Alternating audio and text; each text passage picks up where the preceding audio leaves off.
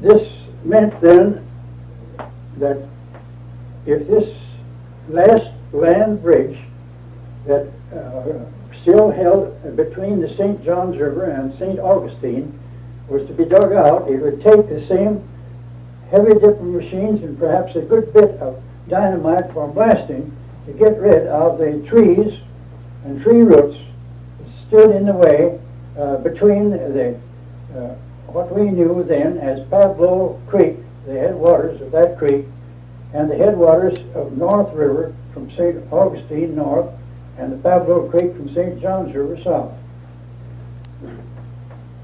This had, of course, long been thought of that it must be cut through, but they had just kept putting it off and putting it off.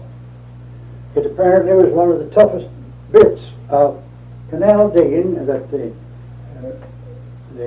company, the so-called Florida Coastline Canal and Transportation Company, had undertaken in their bid for cleaning out and finishing up all the Florida work.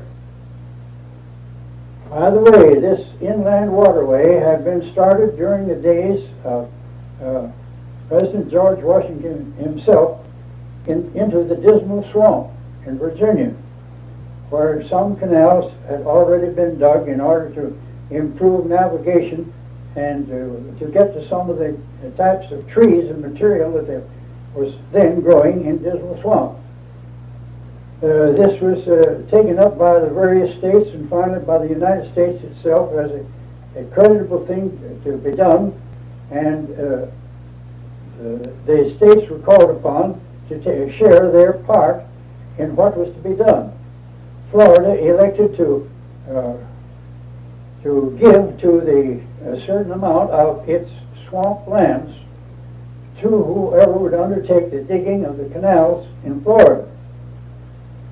And these swamp lands then were so many acres per mile of open canal or open waterway were deeded over to the companies as the work was being finished.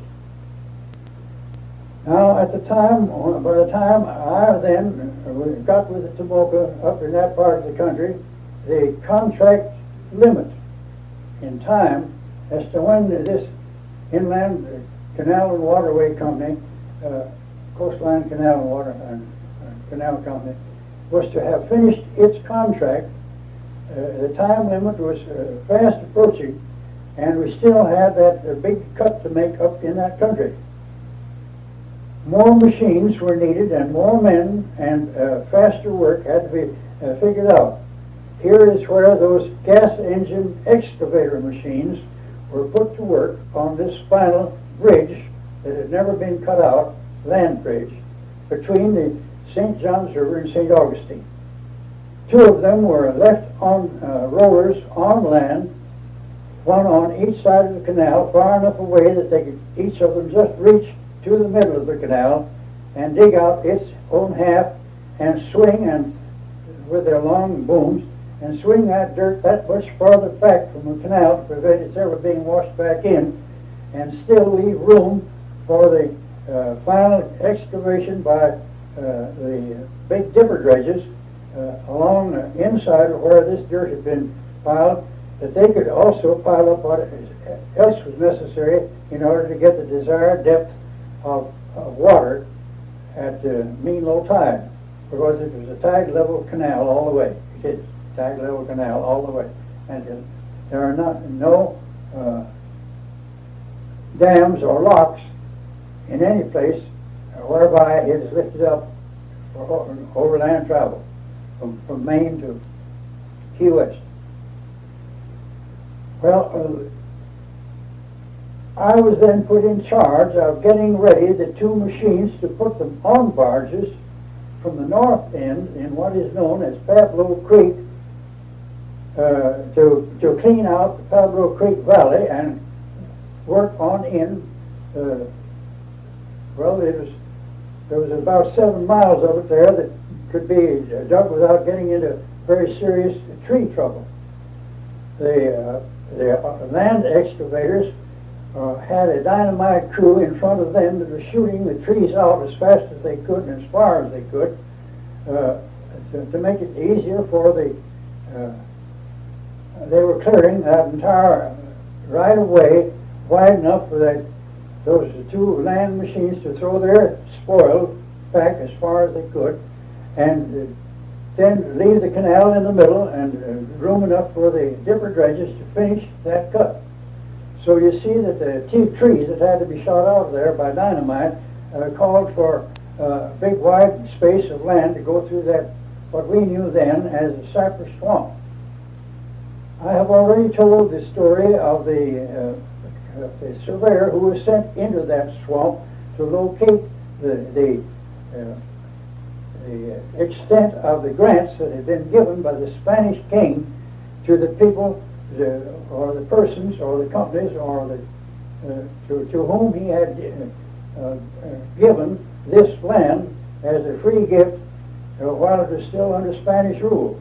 I told the story how this surveyor found that marked tree near our camp on the Pablo Creek end, and how he located it, and how what a block of wood he brought in to show how the cypress itself had grown 3 inches over the cut that had been made in those Spanish days up to the time when he was hunting for that corner.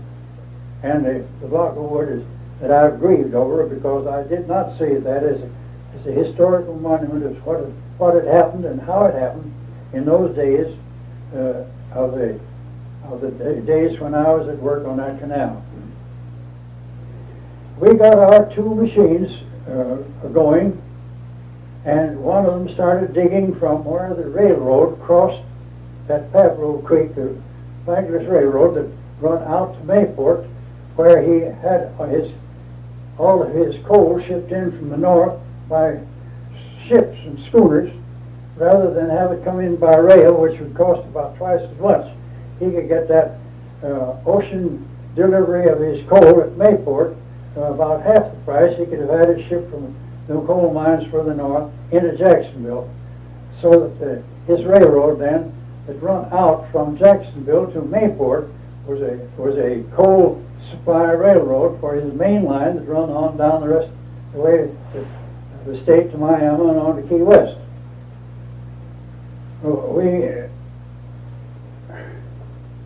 We had our material for our barges delivered by this railroad alongside the railroad, and the barges were built there.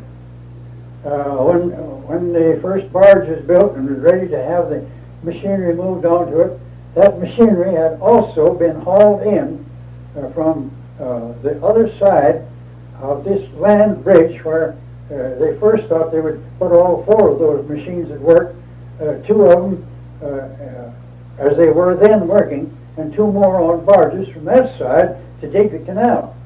But when they found out that the roots were so bad that an ordinary clamshell or orange peel bucket could not handle those roots in the bottom of that canal, they made up their mind they had to get another dipper dredge. So another dipper dredge was bought and brought into that section from St. Augustine part of the country. There was another of those phosphate dredges from South Carolina, and it was named the South Carolina. And it was the final cut that made the last of the roots cut through the cypress swamp. When we finished that cut in there in about 1907 or 8, somewhere along. No, it was late in that, about 1909. Our machines then were digging in what is known as the Pablo Creek Valley.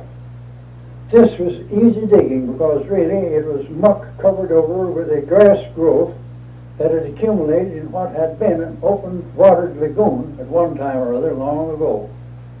And we could dig down to the sand all right, but we had vast quantities of just plain soft muck that we had to dig through.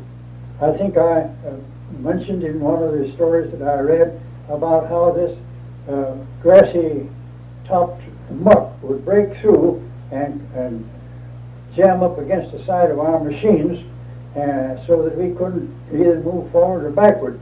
And we had to get that 85-foot tree trunk and make a longer boom to put that material back far enough so that it wouldn't break through and cramp our machines.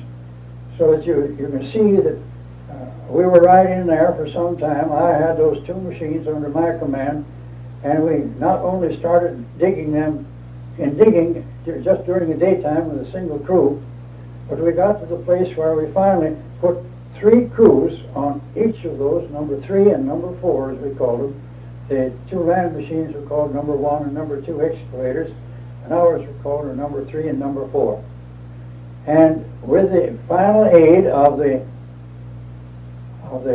South Carolina dipper dredge, the 2 land excavators, and the 2 floating barge excavators, 3 and 4, we finally dug that through there so that by 1910, or a little later, the 2 outfits met one another not far from Big Cypress Swamp on the Pablo Creek side. With this 3 watches a day of 8 hours each put to work, we had to find that many more men. And I found that it wasn't easy for me to get good sleeping hours anymore. And I have told many people that there's where I got my terrific appetite for coffee. We went from 8 to 4 in the daytime, from 4 to 12 at night, from 4 to 12 at night, and from 12 to 8 the next morning, with relieving the watch, feeding each crew when it came in or when it got up. Didn't make much difference. Of course, when one went out, why, he was fed, one crew was fed just before it went out to work on the dredge. And we had a little power boat that carried that crew, usually not more than about 4 men, out to either one of those machines, and brought the crew that had been operating of the 3 or 4 men in, and they also had something to eat before they took their rest time or went to bed and had to sleep. So we were going at high speed and under high pressure there for quite a long while to finish that contract in time. Now, I do not remember just how many sections of land were deeded per mile, but it was estimated in the final roundup that this canal company, which, by the way, was an English concern with its headquarters in Nova Scotia, had taken the contract to finish that canal all the way down to on the Florida coast. The canal company had actually built and maintained 91 miles of open canal, whether it's dug through shoals in open water or whether it's dug through solid land. Didn't make much of any difference. They counted it wherever the digging had to be made to make it good. This gave a quantity of land somewhere in the neighborhood of 9 million acres of swampland that is deeded over to the Florida Coastline Canal and Transportation Company as their payment for the digging of that canal and maintenance up to the time that it was finished and turned over to the state. It has since been taken over, of course, by the United States government, and from the St. Johns River south, at any rate, it has been deepened not from the 6 foot at mean low tide of water, but to 8 feet, and that meant that a tremendous amount of work had been done beyond what we had ever done for the canal company itself in order to maintain or to open up to the new required depth. Of course, this 8 feet of waterway means that barges large groups of barges can be handled in that canal up and down the coast. I do not know whether the continuation of that inland waterway will come up the west coast of Florida and connect with the bays and lakes, bays and sounds and rivers and so forth, all the way around to Galveston, Texas, or possibly to the Mexican border. But there is probabilities that it will be. Also, there in this canal work, during the time when Franklin Delano Roosevelt was President of the United States, and there was such a terrific slump in everything, he induced Congress to start what was called a cross-state ship canal that would reach from a point on the St. Johns River, coming up the St. Johns River as part of that inland waterway, ship canal, as far as ships could come up the St. Johns River and then cut across the state past Ocala and out to Crystal River on the west side of the state on the Gulf of Mexico, and they started to make what would be a ship level, a tide level cut across there. Afterwards, decided that they'd put in locks and lock up across some of the highest part of the state. But at the present time, there's been something over $5 million that had been spent on making a partial beginning on that work. But up to the present time, neither the state of Florida nor the Congress of the United States have seen fit to carry on that what I call Roosevelt's folly of a ship canal across the state of Florida. In the first place, there's no particular demand for it, and the type of material through which that canal would have to be dug is of such a nature that the maintenance of keeping that canal open for any amount of shipping to pass through it would be far beyond what could be hoped to be taken in as tolls for ships that pass through there. And the speed with which they would have to pass through there would be so slow that they could practically make the same time around Cape Sable and come up the east side in the Gulf Stream with the help of the Gulf Stream as to what it do for them, the time limit it would take for them to go through the canal, because they'd have to slow down to about 5 miles per hour in the canal to make it all safe, that they wouldn't go aground or hit the banks. And the cost under the present cost of material and men and machines for that is about 5 times beyond what it was estimated at the time when Roosevelt thought it would be a good make-work program to keep the so-called men that are out of work, that refuse to work for reasonable wages, going. So I get red-headed when I say anything about that canal anyhow, and the way labor handles itself at the present time, so I'd better shut up and say no more. I have said considerable about that canal work. Suffice it to say that at the time when we finished the digging up there, it was supposed that I would be put in charge of cleaning out canal work again for a while, but an offer came from the German firm of First Clark and Company, that were then digging the North New River Canal from Fort Lauderdale up towards Lake Okeechobee in order to prevent floods and to drain out some of that valuable mudland to come over to their company and take charge of the work of the Everglades dredge that I've already spoken about, and that I will now give you some of the data of, and I'll go on from there with a little of the experience I had up in the Everglades before I finally severed my connection with all that kind of work in 1912 and came back to Kansas. Here are some of the figures on the Everglades. Dredge Everglades, North New River Canal in Florida. It's 40 feet wide by 105 feet long. It has a 25-ton boom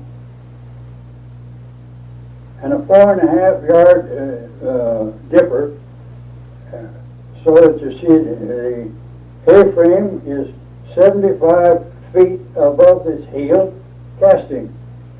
The boom is 82 feet to pin centers. That is, that boom itself reaches out from the heel out to where the pulleys have the cables that handle that dipper and dipper handle is 82 feet.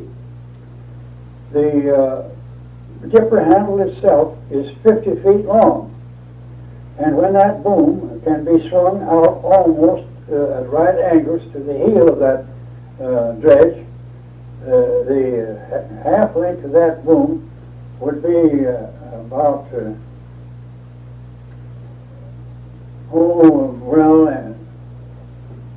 say 38 to 40 feet to the center of the boom where the dipper handle would be.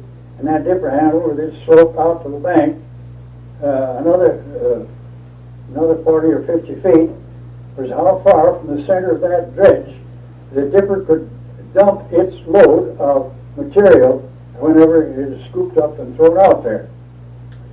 The boilers were fired with oil, kerosene, that is crude oil, that was brought in with barges to Fort Lauderdale and loaded on smaller barges and floated up the canal with tugboats to the dredge.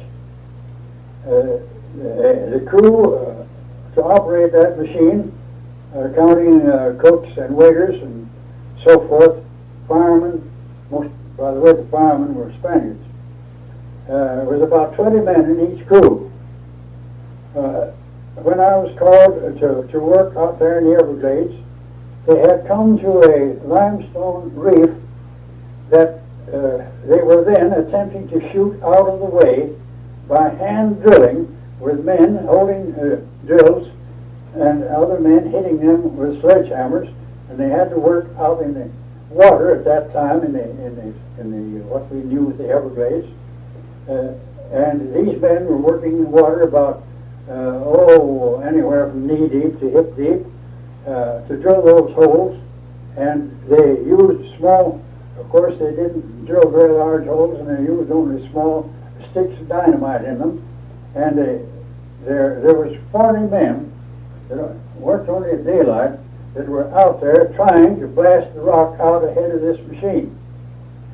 Well, that wasn't impossible to be done, and so the company were planning to build a steam drilling machine that would reach across the full width of the canal and could drill enough holes 4 inches in diameter that they could shoot a bank of, say, about 8 shots across that 80 feet in rows about 8 feet apart, and a bank of them about 8 deep in one shot every watch. This meant that they could shoot out rock enough that it'd keep that machine busy digging it out afterwards. But in order to take the muck off of there so that this drill barge didn't get its drill holes filled with muck all the time, a very shallow clamshell machine had to be kept afloat. The only way we could keep it afloat was to build a dam behind the Everglades of the muck itself that would hold the water up about 2 feet higher than the open canal itself would hold it. This put that dredge up so it could float handily and do its work and get the muck out of the way.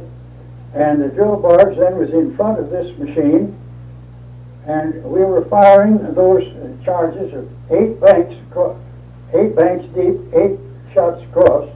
At one time, with a direct connected the Delco gas engine electric outfit that was on this dredge Everglades for its lighting, because they were also working day and night as long as they could have this rock shot out in front of them.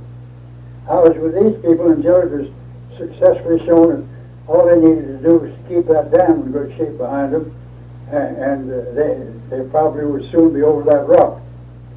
The picture, as shown that I have here, shows where the dipper is landed on some of that white rock with the boom swung away from the side on which this picture was taken.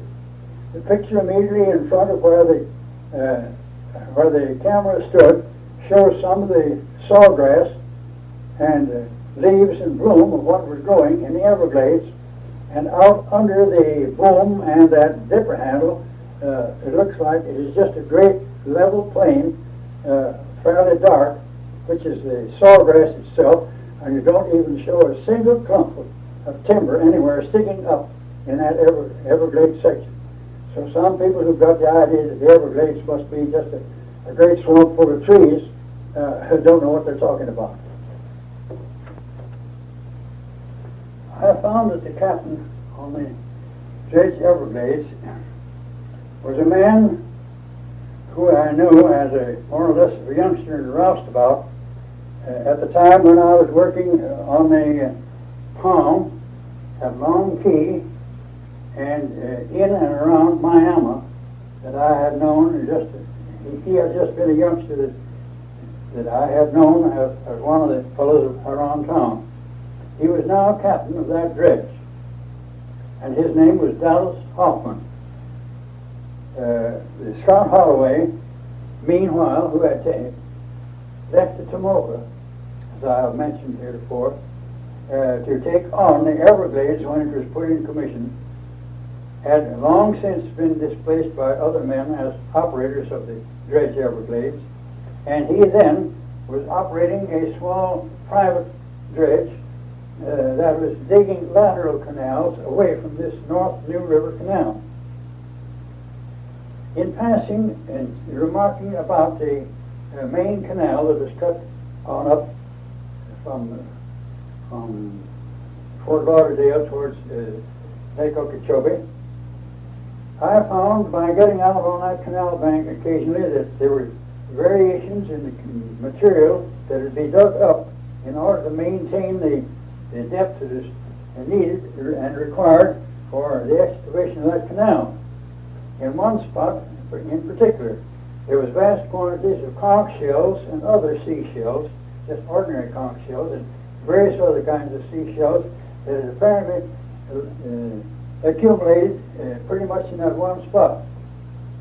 These shells have lost their beautiful iridescent color from the inside that most of the seashells have, and break the shell itself, it had turned brown.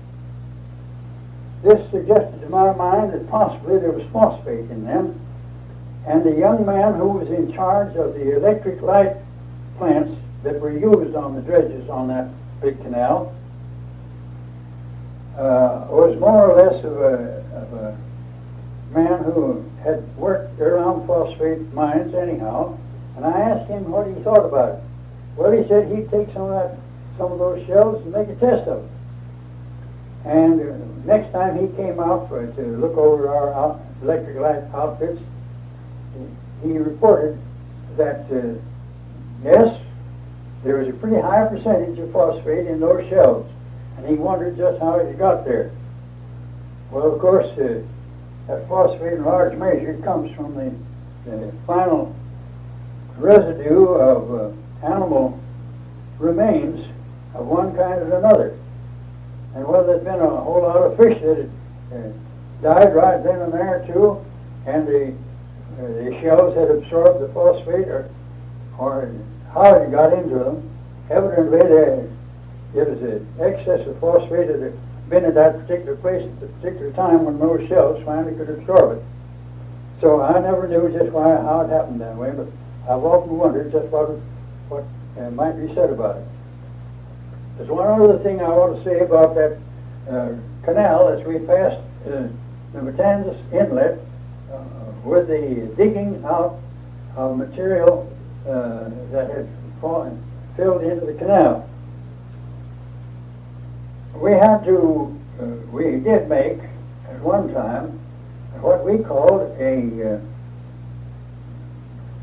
dry dock for the dredge South Carolina in order to put new sheathing boards on its bottom, because the Teredos, the saltwater worm, was eating the bottom of that dredge. And it fell to our lot after the South Carolina had dug and fit a basin alongside the canal to and put herself inside, dug a hole off the side of the canal, put herself with a bank all around. We up to the Tomoka pumped just plain water, salt water of course, in and lifted that dredge high enough that blocks could be put under it to hold it up in the air so that men could actually work under that dredge standing up to take off the old plank and put on the new. And they blocked that dredge up on these blocks. Then we reversed the process and put our suction over in that hole and pumped the water out of that dry dock as we made it. And the dredge itself kept up steaming up on its own boiler that they had a small pump that would then take the seepage and keep it out of the way of the men that worked under there. With us, was able to fix it so that the South Carolina could repair itself without having to go to any dry dock. Well, dry docks at that time were way up in Jacksonville anyhow, and it would cost a whole lot more to have taken that dredge up to St. John's River and brought it back. Then it cost us, for the few days it took to dig that hole and to pump it full of water and then pump it out again. Of course, when the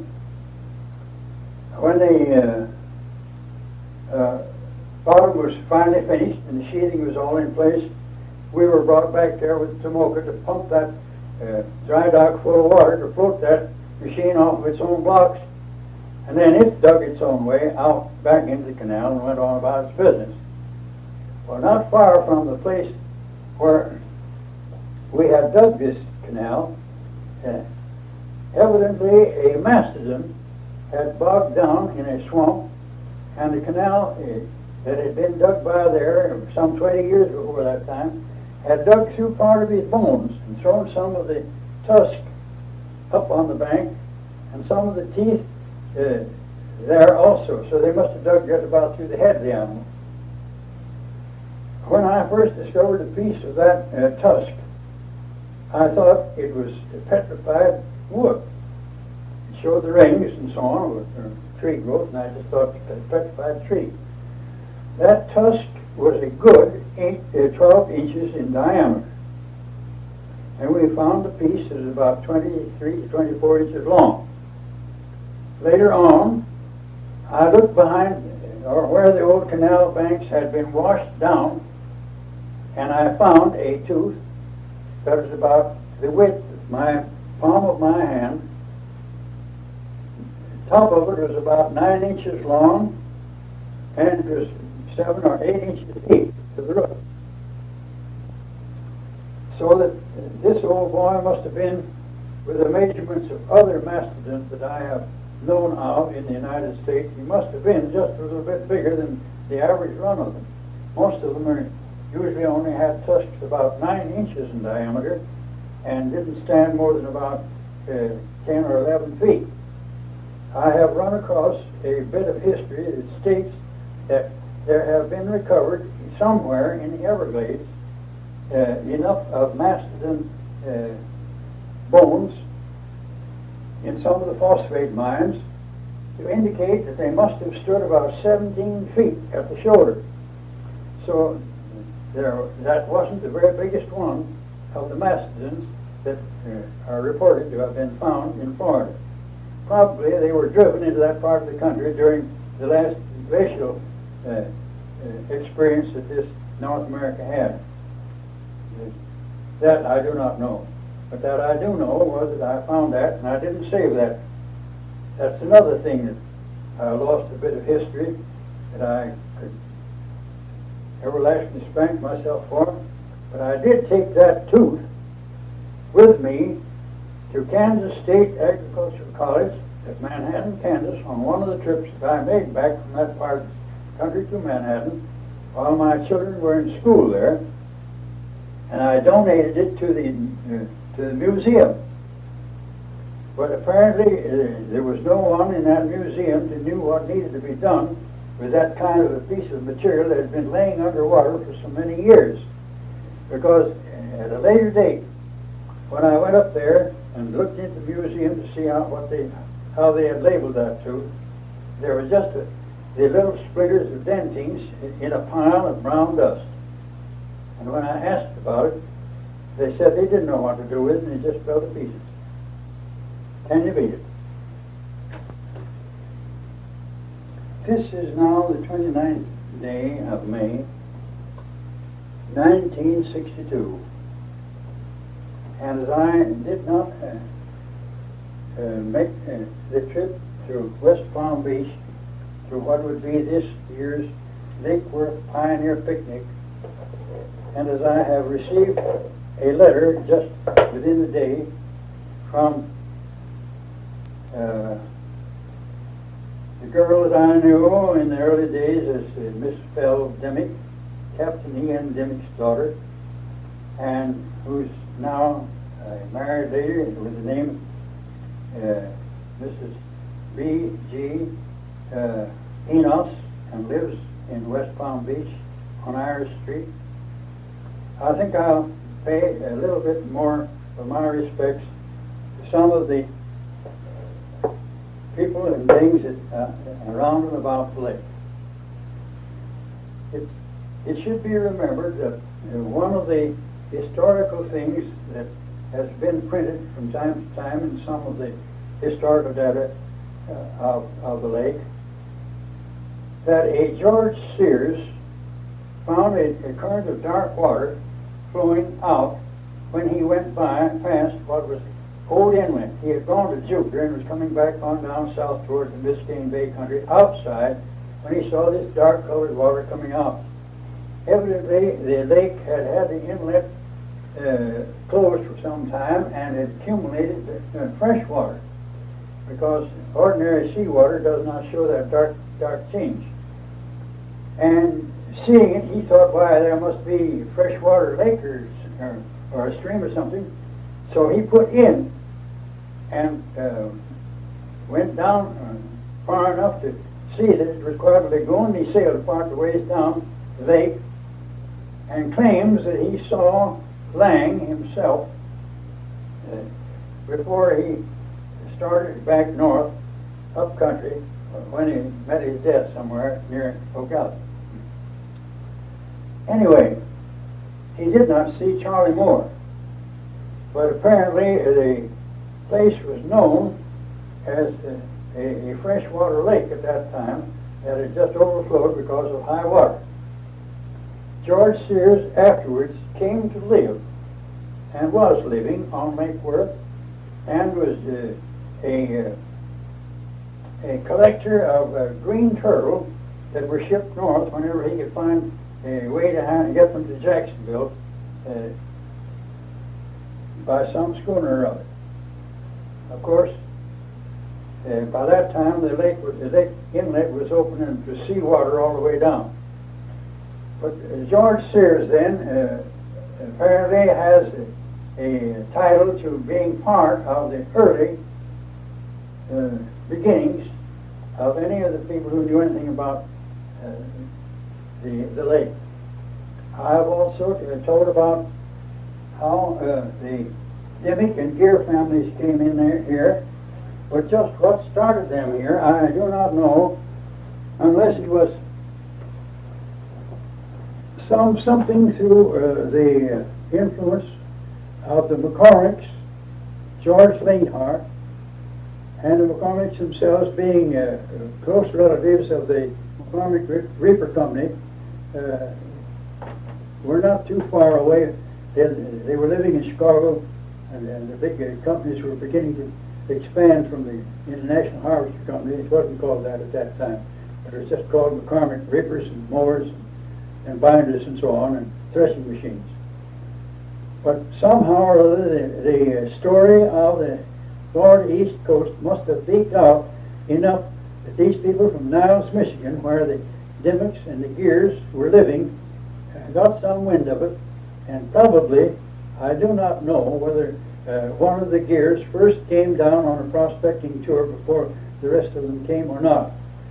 But those were among those of the very earliest who made permanent homes, not just for the winter, like the McCormicks or Cragen, but the year round. And Captain Dimmick and all that he did, and his family, and Miss Bell, as we all called her, as I still call her, she's the one living relic, one living relative of Captain Dimmick, in Captain Dimmick's direct line, except, of course, her own children and grandchildren, that I knew when I first went on Lake Worth. Lily Pierce is another. Lily Pierce Voss. I have paid my regards to the Lake Worth band and her brother Charlie. It's worth saying, however, that on that 1906 hurricane, where Long Key suffered so badly, that her brother Charles Pierce was then a pilot, and he was on the St. Lucie steamboat, stern wheel steamboat, that I knew about in early days. This steamboat had just been down to Long Key and was on the road back to Miami when the hurricane hit it, and as I have said, that was wrecked on that key. There was not very much loss of life as a result of it, but the old boat was a complete wreck. Then, when I knew George Sears, he lived next to the old inlet, just south of it, up past what we called old Patty McFarland's place. Patty McFarland was a Scotsman, and he had all of the various attributes of the Scots for nearness and so forth, but he also had a good taste for whiskey. And among other things, why, part of the things he did as well, I don't know whether he was a remittance man from the old country or not. Never got that far. He might have been, but I do not know. But I do know that the stories were extant, that there was no one when the loggerhead turtles were laying their eggs along the beach that could eat one half as many of the turtle eggs as old Patty McFarland. Then came the house on the east side there next to Patty McFarland, in which Abner Wilder and his family, together with his mother, lived. Now this mother of Abner Wilder was the woman who eventually married the so-called pirate Charlie Moore and lived later on down near where the old Bethesda of the Sea Episcopal Church stood.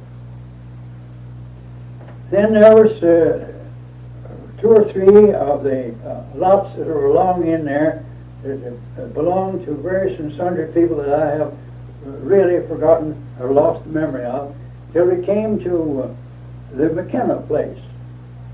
Oh yes, Pat Lennon was a defrocked priest of long ago who had come and finally settled in that country and was doing very well for himself with tomato growing. The man was a well-educated man, there's no doubt of that, because I was in his house and saw that the magazines that he had and that he read were of such a character that he had to have had a very good education indeed to know anything about what he was trying to read. I did not get too well acquainted with him, but I did know something about him. And it is said that our county clerk, the early days when I got there, A.F. Quimby, had been working for Pat Lennon and was hot and bothered, and the water, it had been a cool night, but he was had worked so hard that he was in a sweat, took off his clothes as he ran out on the dock and dived into that cold water and took a chill that more or less neutralized his lower limbs, made him paralyzed from his hips down. His hands and fingers were more or less cramped, but he could still keep the books all right. So that's a little bit of some of the things that came my way in those early days. The McKennas then were the first Catholic family that I knew of that was living on Lake Worth. And they also did very well with the tomato crops in those early days while the Celestial Railway ran and Flagler hadn't come. Then you come to the Cragen place. And Cragen was the man who had invented a certain kind of soap and made a fortune out of it. And he saw to it that he had not only an artesian well that had been drilled by, I think, a Mr. Fee from up on Indian River, and it had been drilled for 1,700 feet before they struck flowing water, and then it was so strong with sulfur that somebody wanted to know how soon he expected to get into hell going that way with his well. Anyhow, the sulfur water was the sulfur scent was very strong, but it didn't seem to hurt the plants any, because it was fresh outside of that. But it could have been made into a health spray if anybody wanted to. Now, he not only had this artesian well, but he had a Scotch gardener by the name of Thomas, and had seen to it that through the schooners that ran back and forth to the Bahamas, he had gotten almost every kind of tropical plant that could be made to grow transplanted from the Bahamas, possibly even from Bermuda, onto that place that was called Cragen Place. Almost immediately, well, I think there was a little lot between Cragen's Place and the shipways where U.D. Hendrickson put out his